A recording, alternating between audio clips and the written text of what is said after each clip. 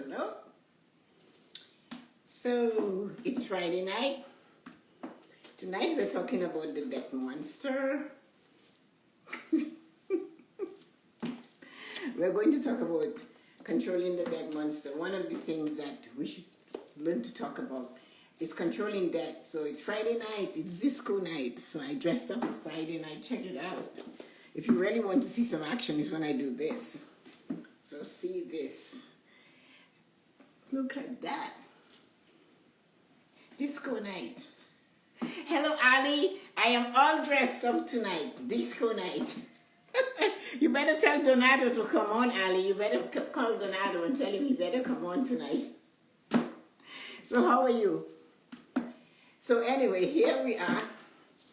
And we're going to talk about my book, Controlling the Debt Monster. That's what it looks like, Ali. I remember you asking me about it. So tonight we're going to talk about it. So anyway, I won't do that to you. So I love how you call me my great teacher. Thank you. I hope you learn from me. And I hope you share what you learn, because it's really, really important to do that. So how are you doing? I hope you're doing well. And you can always send me a question after we talk about the spiral, the debt monster. So let us start this thing. Since you are early, I like that. The early bird catches the worms, right? So it's Friday night, ask a question night. But tonight we're going to talk about the debt monster. Controlling the debt monster and keeping it out of your life. And the way we're going to do that is we're going to talk about the spiral, the debt spiral. So what we're going to wait, let's give them a chance, Ali. Send me a little note and I will answer your note while we're waiting for them to come in. They're always late. That's why they don't catch the worm. They lose the train. So I am so proud of you. Thank you, because I know you're tuning in from a long way off. So let me know. Ask me a question. You are here early, so you might as well ask me a question. Let me see if I have any questions from anybody. Questions from viewers will show up here. No questions yet. So hi, how are you? Ankit, how are you? Good night, everybody. Ali and Ankit, you guys are early. Everybody's always coming in late. So if you have a question, send me a question. We're going to wait for them, because then I will have to go back and talk about the book again. And I just want to talk about how to get yourself, manage the debt and not get yourself in too much debt. And then we're going to take questions. But since you are early, you can ask a question, Ankit. So this is what is happening tonight. And we're all excited about it. So let's see what we can do. Hello. Hello. That was especially for you. I knew you would like this. So have fun. Anyway, so here we are. Ali said he's trying to learn English. Unfortunately, I understand a little of your teaching. What's so funny tonight, LOL? I guess it's my monk outfit, you know? See? Anyway, here we go. So guys, since you guys are already here, let us do this thing. I have Ankit and Ali. Ali was on time, everybody. Let's give a hand to Ali. He came on time. He was here for sure. So tonight we're going to talk a little bit about the debt spiral. And so, because it's really kind of important for you to know what happens. What said the monkeys? Hello, my dear friend Donato. You see, look, Ali's greeting you. So anyway, here we are. Tonight is Friday night. And tonight we're going to talk about the debt spiral. A spiral is something that goes round and round and round, and it's really kind of difficult to get out of it. It's like being on a Ferris wheel and you want to get off, and the mind is saying, no, you cannot get off. So that is one thing you have to take control of. So anyway, the debt spiral is kind of tricky. And some people will get it and get out of it, and some people will stay on it forever. So you have to be careful Hi, Selvin. When you're looking at the death monster, the death of the spiral, LOL. Yes, the death spiral. We're going to kill it tonight. So what I'm going to talk to you, I'm going to tell you that you put yourself in this position. That's the same thing. I'm going to tell you that I know how you can get out of there. That is the most important thing. And I will show you, give you ideas and ways to get out of there. So the first thing I'm going to tell you is that you dug the hole yourself. You are responsible for having dug that hole. Nobody put you in the hole but you. You were the one that dug that hole of death and stuck yourself in there. So my job is to tell you I can take you out of there. I have something that will take you out of the death spiral. Hi, Susie. So one of the things I want you to know for sure is that the death spiral is a circle and it doesn't stop. It goes on and on. So Susie, I know you're always writing. I want you to do this. Get your pencil and paper, and I want you to do this because I know somehow, somewhere you're going to find a way to use this. So if you are not somebody that has death, you're going to meet somebody. I don't mean Susie, any of you.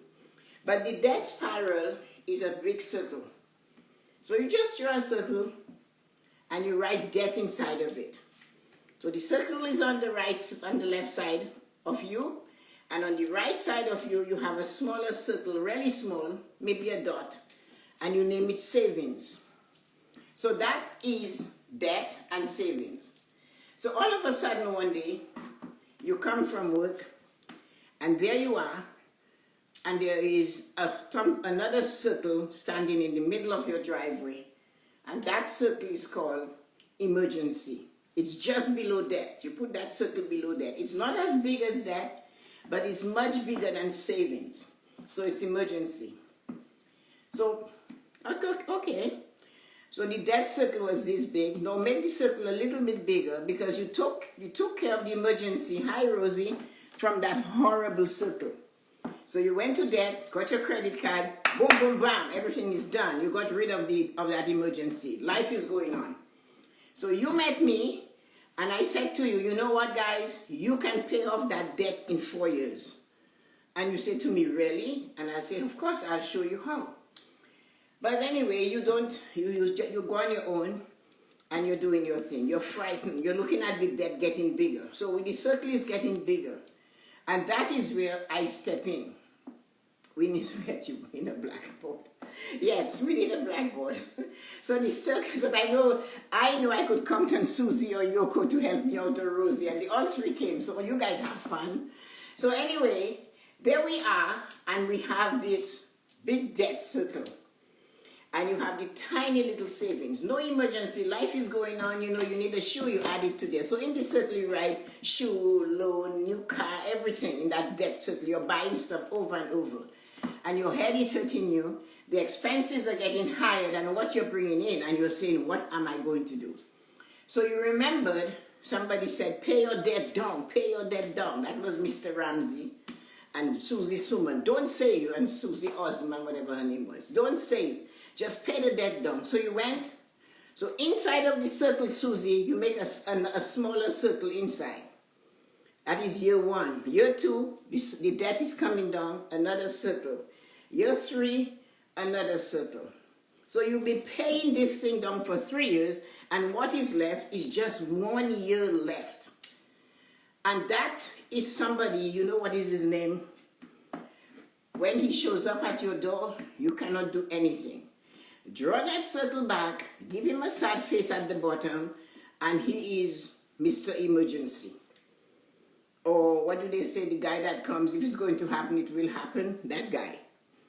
So that emergency comes up. Now history has it, and I have a chart I can show you. Most emergencies in families is between 1,500 to 2,000. It's never more than that.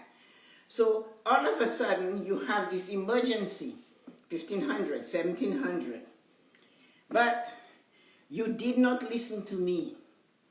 And you don't have any of that money put aside. What are you going to do? Thanks to Yoko.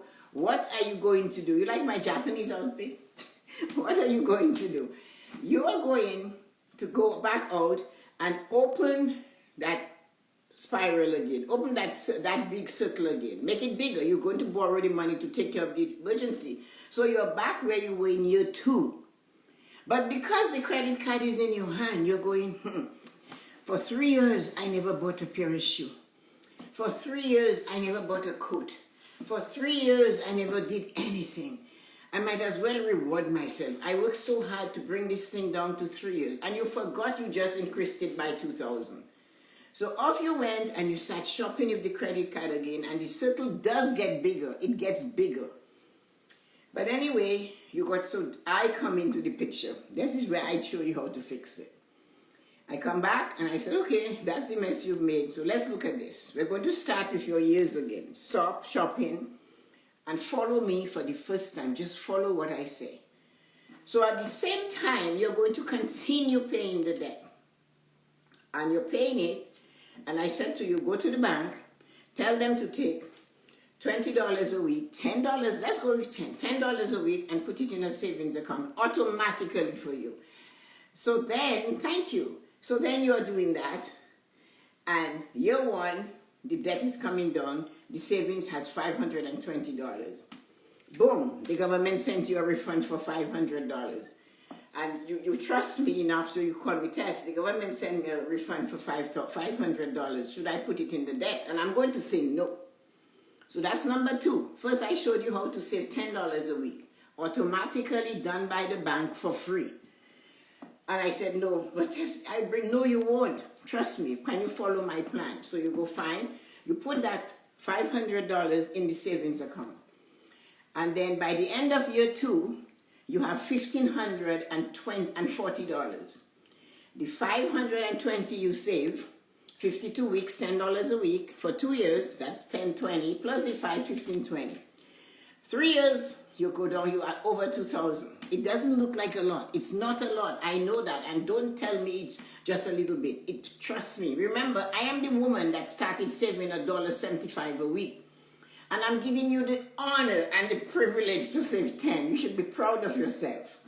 So don't take it down. I started with $1.75. So anyway, you go. You're following me. You said, I've tried it all my life by myself. I'm going to stick with you, Tess. And I said, stick with me. I'll show you happiness. So you have $2,000 and more in the bank, 3 years. And all of a sudden, you have 1 year left on the debt.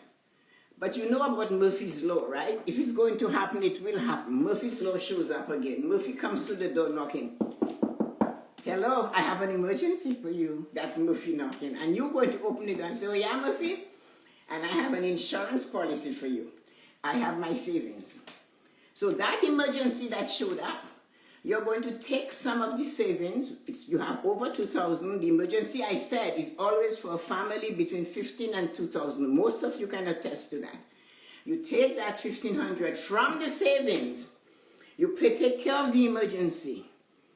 And you breathe. The debt is still 3 years gone, 1 year to go. The saving has depleted, maybe all of it has gone, but you still next week, the bank is going to put $10 back there. So you continue with your $10 for the second year. Maybe let's just say you didn't get any money from anybody, but you saved $520. And boom, the end of the year, the debt is paid off. 4 years it took you to pay it, but now you have no debt. And the emergency, you took care of it from there. If you think, sit down and think now, when you didn't have the savings, you had to increase the debt. When you increase the debt, it's nature to say to you, you know what? You have been slugging and saving for all this time. It's time you reward yourself. And you did. And you were deserving of it. But I am ready for you. So let's say you were paying $300-400 towards that debt. So I look at you, I say, now the debt is paid, we need an annual meeting, come for your checkup. So we call that a financial checkup. I do it online for people every day. So you call me, we sit, we do a Zoom call, and we say, okay, the debt is gone, and you were paying them $400 a month, $300, I don't care what you were paying them. Let's say it was $250. So what I'm going to suggest, You see this $10 you have there? Can we put $50? So now you're putting $90 a month in that bank account. $50 from the loan, and the $10 is $90. And then you're going to put $100 in a vacation account. You're going to put $100 in an emergency account. And the credit card, you put it in a plastic bag and you put it in the freezer. And you name it liver. No thief will come to your house and pick up a bag of liver. And trust me, I know what to do. I am the queen of bending the rules. Because I always wanted to see people succeed. I took people who were on welfare. And when the welfare people would come, they want to check your stuff. I got the woman, she was working on getting cash. I said, she said, what am I going to do? I said, oh, we'll take care of that. And I said to her, you get a container of margarine, you empty the margarine, you wash the container, and all the cash you make, you put it in the freezer, in the bottom, in a bag, plastic bag, and you write on it, liver. Her son came one day and said to her, Mom, you're not cooking that liver? She said, no, that liver is just for special occasions. She called me. She said, my son asked me about the liver. I said, move it. Go to the store, buy some fresh liver, cook it. Now take the thing, pour it in another bag, and don't mark anything on it. And just leave it in the freezer. To cut the long story short, that is from the worst neighborhood we have. She was able to save $15,000 doing that. She had a job. She told them she got a job.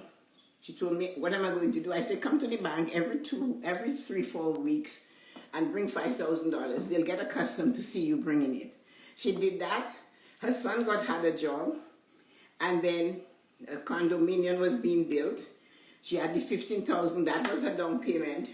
They said you have to send a letter to head office when somebody have an unusual transaction. They think that money never went in her account before.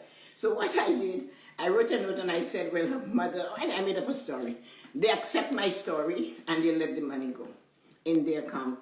She went and she got the house, and today's 2019. That I did in 2007, and she moved in 2011, and she called me in 2019 to tell me she only has 10 years left to pay.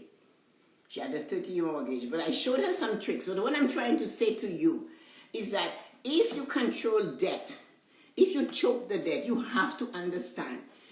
If you don't do it, it's a spiral. You go in, you go out. You just keep adding it. And if you don't look, it will get bigger. But once she had the savings, you can take care of the emergency. And you can continue paying the debt on the left, save a little. Naturally, what you're going to save is not going to be big as the debt. And I never want you to save more than you can handle. That is why I only put $50 in that savings. $100 towards a vacation for a month. Think about it. $1,200 a month in vacation. If you have a child or a husband or somebody you want to go on a vacation, if it's a family, and all you guys have is $1,200. But remember, in the emergency, you also have $1,200. So if you need to borrow $500 from the emergency to go on that vacation, at least you have a vacation. You can go to Niagara Falls with your family. You can take your children to Disney. You can do it. I know that. So this is what I do. I will teach you how to take the little bit you have and make it grow and make it into something bigger. And I know how to do that. So that is why you can get out from the debt spiral. This is what I teach in here. Yoko got the book, and Yoko tell me she read the book, and she said it was like reading a novel. I did not write that book for people who have money. I did not write the book for people who are rich. I did not write the book for people who know what to do. I wrote the book for people who don't know what to do. So at the last thing in the book, the last part of the book is about an entrepreneur. I told the story about him last night, and I don't know if you guys heard it. But years later, after reading the book, after following my progress for years and years, I was already retired. He called me, and I could hear the emotion in his voice. And then he said to me, I went to the bank today, and it was a lady, he's a young black guy, and when I said, hello, good morning, and the same bank where I worked, the teller said to him, good morning, and then he put his card in, and his profile comes up. That's what we call it when we look at what you are. And then she looked and she looked and she looked at him and she went, oh, hello, how are you, Mr. Cameron? And I said, and he said, what did that? I said, you don't know what? He said, I know, but he said, because I'm black and I'm young, she just assumed I had no money. She didn't even like my good morning. And the minute she looks at what I have, you know, he said, that is what I was trying to tell you when you met me. That because I have nothing, they treat me like nothing. And I'm black, they just put double it on. So I said to him, you know, O'Neill, it doesn't really matter. From now on, she'll respect you. So there she looked at him. He was maybe about 35.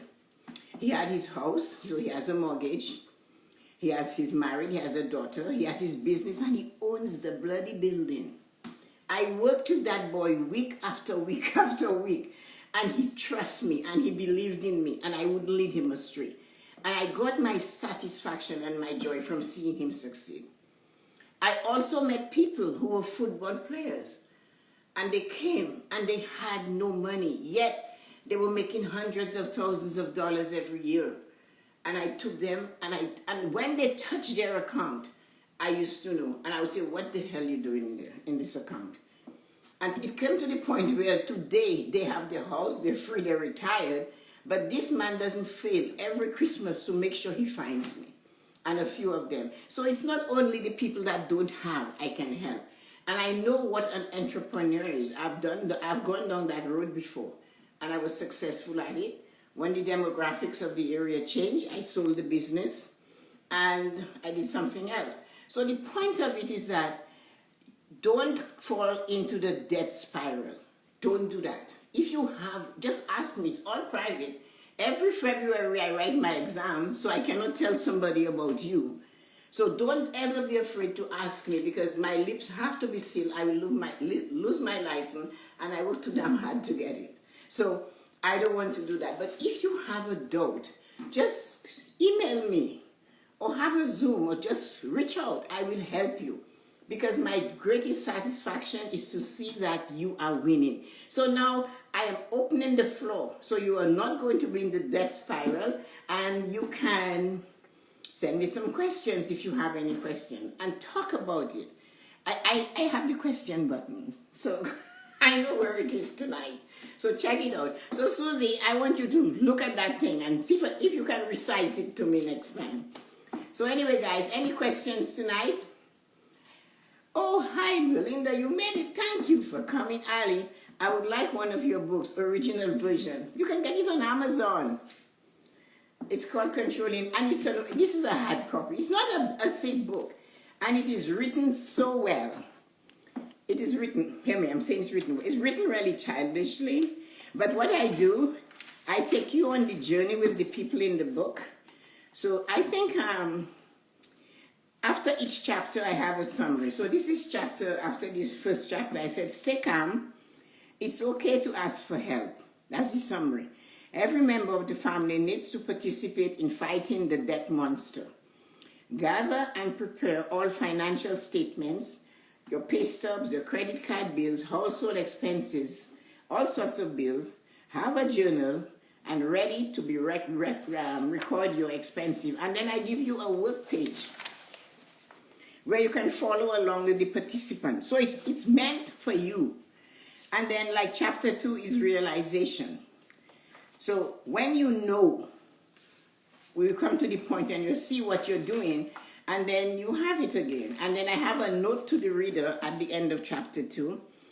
And I said, in this chapter, my plan is for you to look at how you spend your money. It is sometimes difficult to put it all down on paper. My role here is to encourage you to make the decision to work with your partner, or if you are single and on your own, to find out exactly what you do with your money. The main thing to remember is that several small amounts, for example, a daily cup of coffee or some gum, all add up. to one large amount, and at the end of a period, that amount will have a big impact on your finances. Be sure to work through the exercise a few times and then again to be clear about your spending. And here is another work page. So I did it right in the book, and then I always give you a summary.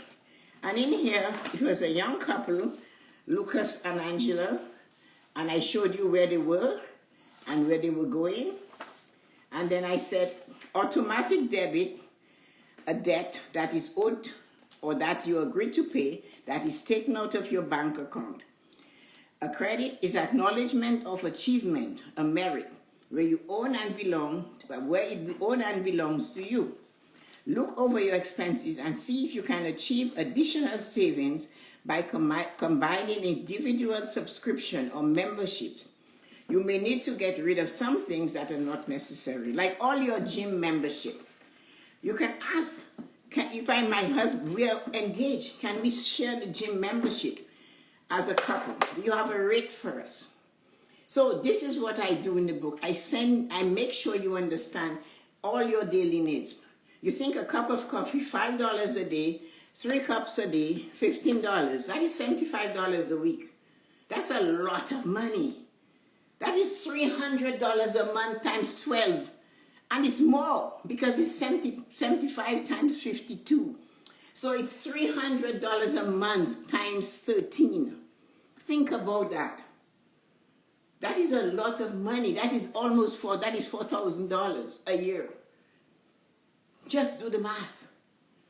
And you will see how much money you can save. Don't let little amounts confuse you. This is why I put my $1.75 in the bank. I didn't care what anybody think. I didn't give a shit. I was saving $1.75 and I was so happy. But before we could blink, slowly increasing it, it got to $80. We bought a house. We bought the house I'm standing in today. So that is what you have to realize. My job is to help you become comfortable.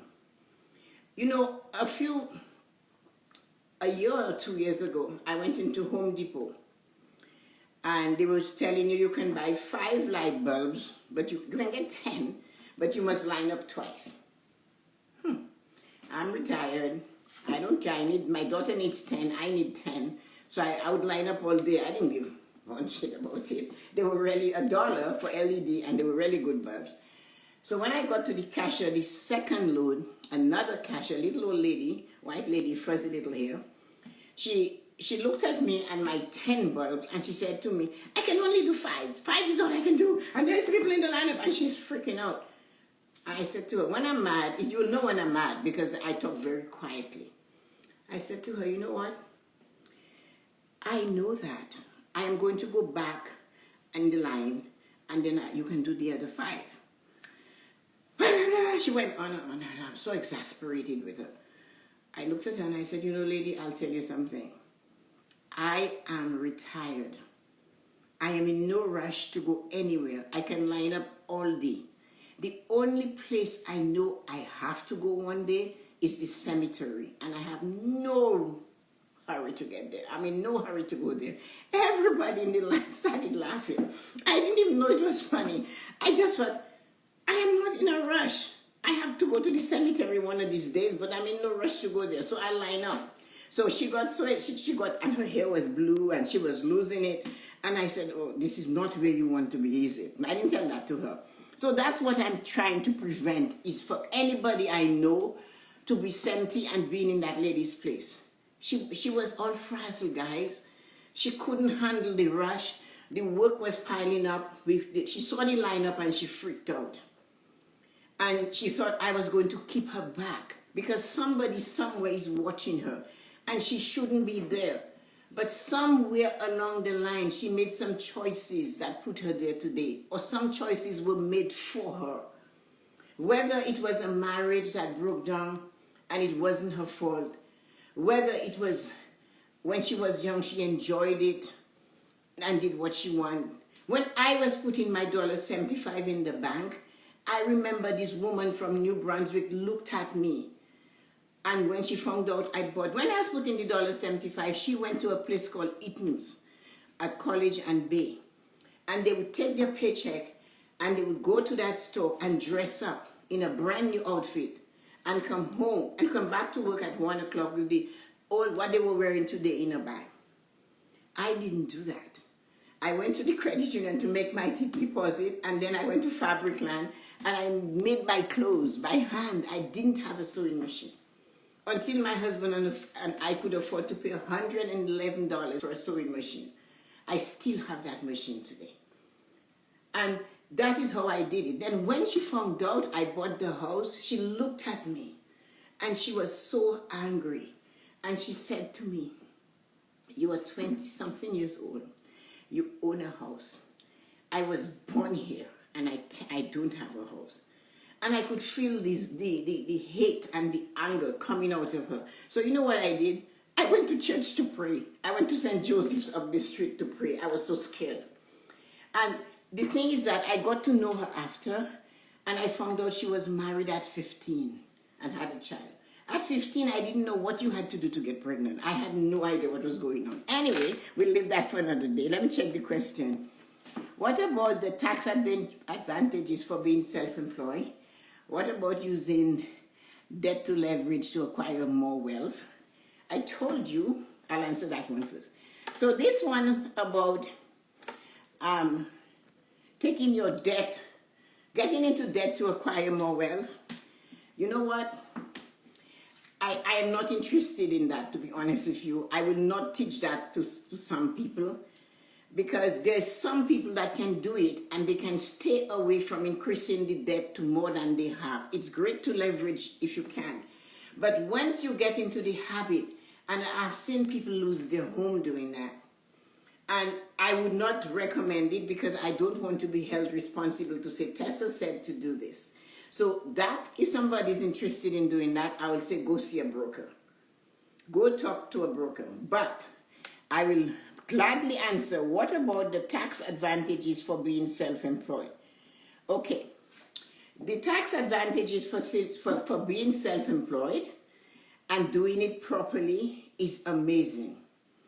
If you are an entrepreneur and you have your own business and you register it, remember, registration as a sole proprietor in Canada is $60, so it's cheaper in a bigger population like the US. If somebody advises you not to do that, then the person doesn't particularly care or understand you. Once you start getting money, register yourself. Whatever your name is, Tessa-Marie, and Tessa-Marie, whatever you do. Okay? You register it. You can use part of your rent, that's a deductible. Your heat, your hydro, your telephone, your water, what again? Your car. It's not a grand amount, but it's enough. You must take your deposits to the bank. So, and when the bank open a bank account on the business name, somebody who advises you not to do that, they will keep you small. And if you want to be small, you have to do what is, say with them, if you want to grow, do what is right. Render to Caesar what is Caesar, and to God what is God.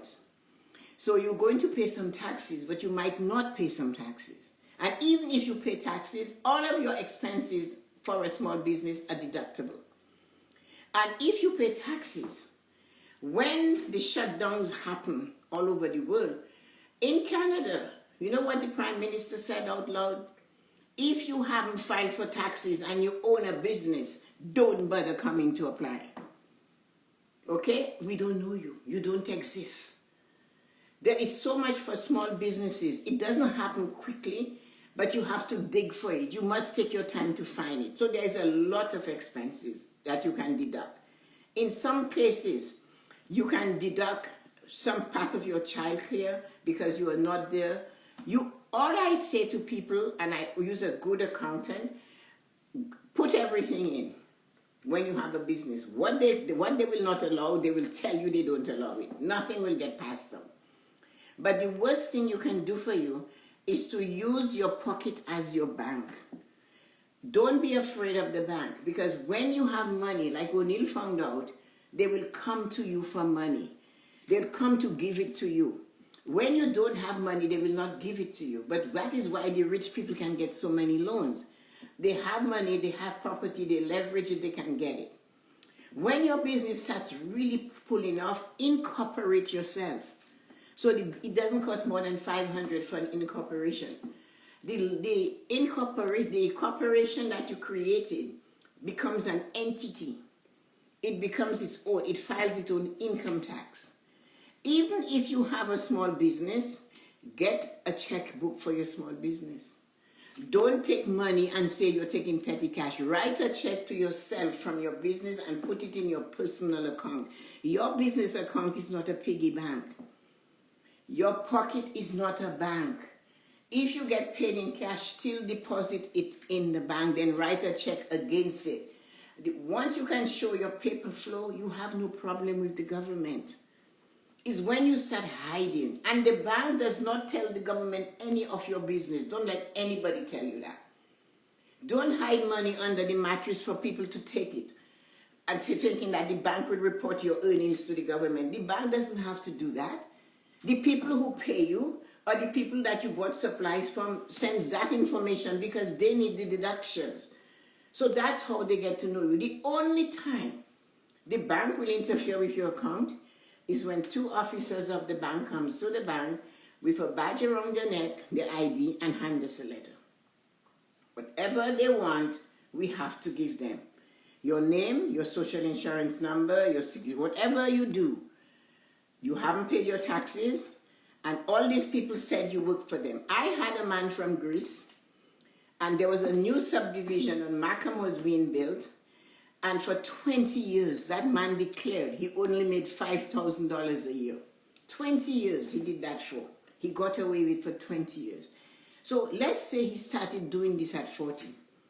At 60, he was just about 60. One morning, the teller comes to me, and she said, Tessa-Marie, have a problem. I said, what problem? She said, you know Gus? I said, yeah. She said, these 2 people from Revenue Canada here, he owes them $500,000. I said, what? What I could say is what? Because I know trouble just started. And she said to me, I can give them all he have in his account because I know I'm supposed to do that. But she said to me, his mortgage is due tonight. I looked at her and I said, you know, Joan, we have no choice.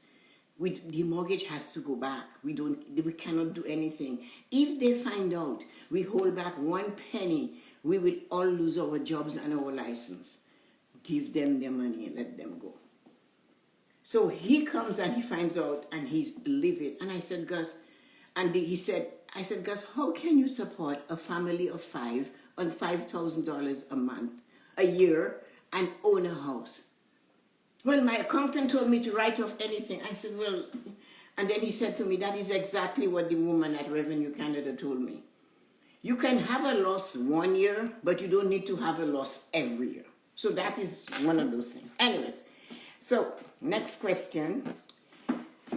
I have extreme school debt loans. Is there a way to eliminate it quickly without taking on debt? What that's going back on. Oh, aren't you going to go down? Okay, here you go. Okay. No. I don't know much about, I know enough about it because one of my nieces has student loans in America. What I know for sure is that the student loan has a lifespan. It will die. It's a hard journey, but eventually your education and your career will surpass your education loan. You cannot get away from it. Unless somebody gives you money or you get a loan on something, or if you have a house and the house has equity, you borrow money at a lower rate on the equity or the leverage in your home to pay off the student loan, you can do that. But you have to pay off the loan. So your house is the biggest thing you will ever buy in your life, the most expensive thing you buy, especially today. So if you have student loans, and you have equity, you can take a line of credit on your home and pay it off. It's at a lower rate than a regular loan, and you can pay it off every month. Other than that, I know student loans in America are very, very high. And for my niece, well, she had some inheritance coming, so she was able to get that. But other than that, you're stuck with it. In Canada, they give you grants, and the loan rate is not high. And when you're not working, you only pay the interest. So they have little things, but our expenses for school are not as high as in America. I have seen those things. Especially if you go if you were living in New York and you went to Chicago, it's more expensive for you. We don't have that here. You can go from one province to the other. As long as you're Canadian, the rate is the same for you. So the only way out of that is to make sure if you have the equity, don't take it from your 401k. It's not a good idea because you're going to have to start again and you're older. The only thing is that try to increase yourself. What is the word I want to use? Try to be your own advocate and call, especially during this COVID. They might have some weakness in the cog, in the wheels that turn. So try and see if they're waiving anything. Always check with them because every now and again they have a grace period where they might waive 1,000. And you might say 1,000 is not a lot, but 1,000 over the life of the loan can be about 8,000. So you should try things like that. Call them and say, this is COVID time. What do you guys have? Any release on the loans? Any grace period? Any write-off on some of the loans? And you just have to keep squeaky. You have to be your own advocate. Nobody's going to do that for you. So I hope that helps. Always register your business at least locally. Yeah, that is true. Any more questions? That was a wonderful night. No, that's it. So I hope you learned something tonight, all of you who came. She needs to retire. Who needs to? Oh, the lady. She maybe was retired, and she came back. Fabricland is my favorite place. You think? That is where I shop for all my fancy things, and I make them myself. So anyway, and just of you who didn't see my hood, check it out. Isn't that cool? Anyway, have a wonderful weekend, everybody. And I'll see you guys again on Wednesday. So sending you light and joy. I'm so happy and grateful you came. And I hope you guys learned something tonight from Controlling the Debt Monster. And it's on Amazon. Yoko said they print it in England. Who knows?